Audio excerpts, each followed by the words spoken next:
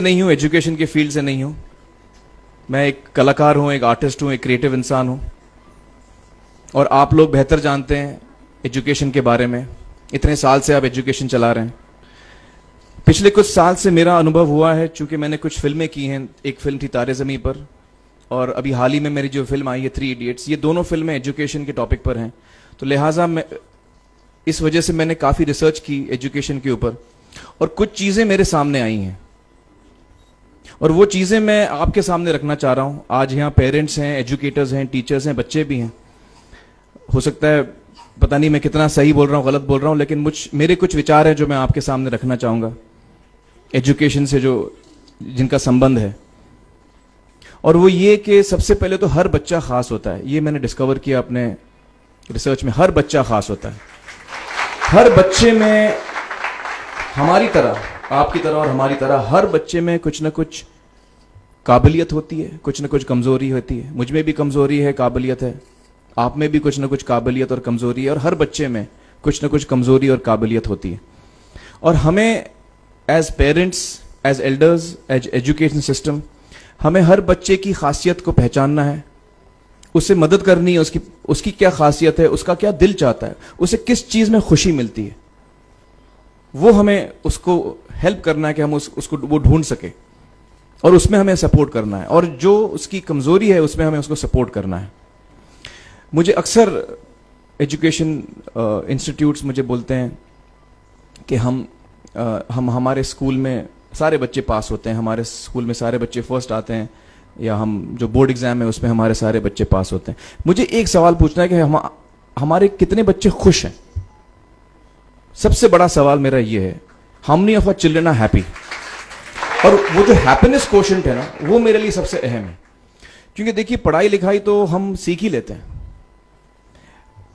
जब मुझे कोई चीज सीखनी होती है तो मैं कुछ ना कुछ करके सीख ही लेता हूं। हमारी फिल्म 3 इडियट्स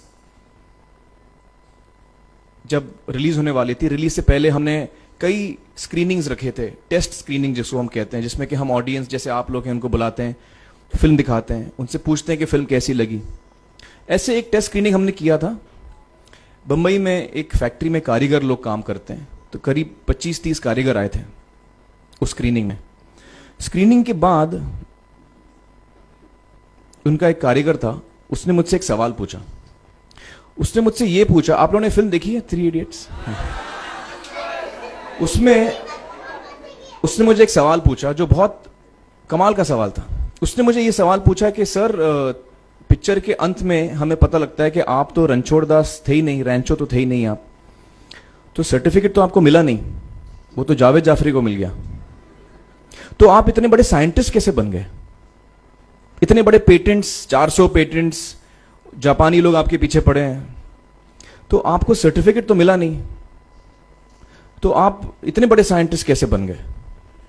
बहुत ही अहम सवाल है ये, बहुत ही इंपॉर्टेंट सवाल है।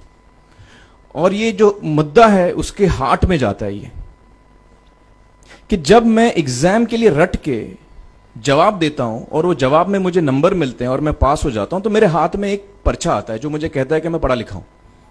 लेकिन वाकई मैं पढ़ा लिखा हूं या नहीं, ये अभी तक हमको श्योर मालूम नहीं है। लेकिन जब आप नॉलेज चाहते हैं कि आपको मिले, विद्या मिले आपको, तो फिर वो कागज का मायने कुछ होता नहीं है। तो मैंने उसको जवाब में 2 सवाल पूछे। मैंने बोला उसको कि भैया, आपको क्या लगता है मैं अच्छा एक्टर हूं? उसने बोला हाँ, देश भर में आप सब लोग मानते हैं आपको, आप अच्छे एक्टर हैं। मैंने उससे कहा कि भैया, मेरे पास कोई सर्टिफिकेट नहीं है जो कहता है कि मैं अच्छा एक्टर हूं। मेरे पास कोई कागज नहीं है जो मुझे बोलता है कि मैं अच्छा एक्टर हूं। मैंने फिर उससे एक सवाल पूछा कि मैंने सुना आप बहुत अच्छे कटर हैं, आपके जो बॉस मुझे बताते हैं कि आप उनके मेन कटर हैं और आपकी बड़ी इज्जत करते हैं वो, आपके पास कोई पर्चा है, सर्टिफिकेट है जो मुझे बताता है कि आप कटर हो? उसने बोला नहीं सर। तो मैंने बोला आपका जवाब आपको इधर ही मिल गया। Education is beyond marks, education is beyond grades, education is what you learn. और मेरी इच्छा है कि हिंदुस्तान में हम एजुकेशन को इस नजरिए से देखें कि हम अपने बच्चों को वाकई शिक्षा दें। और शिक्षा हम खुशी से दें, क्योंकि शिक्षा में सिर्फ ज्ञान नहीं होता, शिक्षा में एक और चीज मिली हुई होती है, वो ये है कि हम अपने बच्चों को डेवलप करते हैं एज ह्यूमन बींग्स। आगे चल के वो जिंदगी में अच्छे इंसान बने, आगे चल के वो अपने पैरों पे खड़े रह सकें, आगे चल के वो इज्जत की जिंदगी जी सकें, आगे चल के वो दूसरों के बारे में ध्यान रखें, आगे चल के वो किसी के चेहरे पे मुस्कुराहट ला सकें, आगे चल के वो किसी की मदद कर सकें। This is what we should develop of our children. ये मेरी फीलिंग है। मैं जहां भी देखता हूं, ये मेरे साथ भी हुआ है जब मैं छोटा था। जब से हमारे बच्चे छोटे होते हैं, जब से बच्चे पैदा होते हैं, बच्चा घर आता है, हम बच्चे को पूछते हैं भाई मार्क्स कितने मिले, फर्स्ट आए कि सेकंड आए? वो बोलता है सेकंड। सेकंड आए तो अरे फर्स्ट नहीं आए, डांट पड़ती है उसको। जो बोलता है मैं 10th आया तो उसकी तो हालत ही बुरी हो जाती है। बच्चे को लगता है यार ये फर्स्ट आना बड़ा जरूरी है। उसको रेस में हम पूछते हैं तुम रेस में फर्स्ट आए कि सेकंड आए?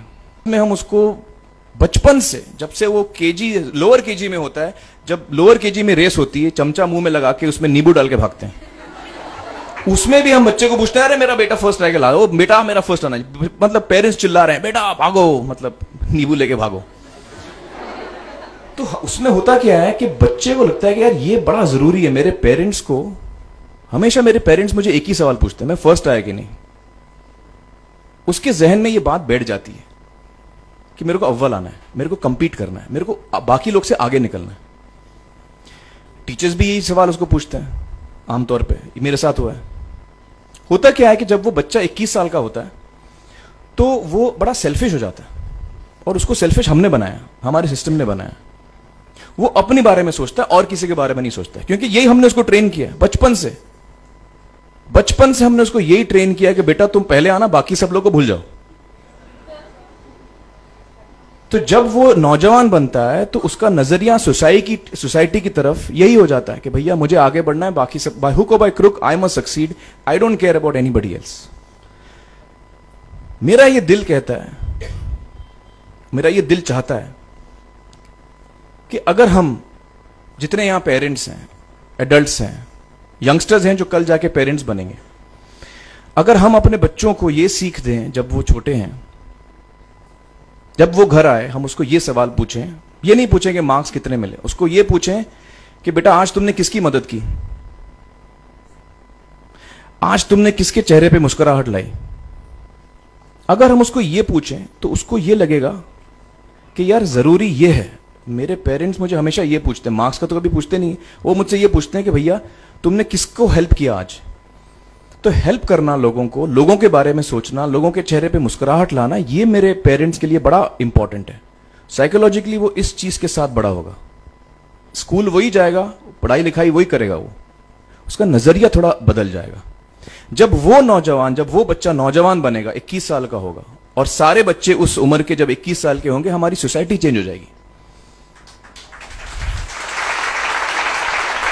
क्योंकि तब हमारी सोसाइटी में ऐसे नौजवान होंगे जो खुद के बारे में नहीं सोच रहे, दूसरों के बारे में सोच रहे हैं। तो मुझे लगता है कि सबसे बड़ी चीज जो हमारे एजुकेशन सिस्टम में मैं देखना चाहूंगा, जो मैंने अपने स्कूल लाइफ में नहीं देखी, कि हमको ये अहमियत इस पे दी जा रही है कि हम अपने आसपास के बच्चों को कितना हेल्प कर रहे हैं।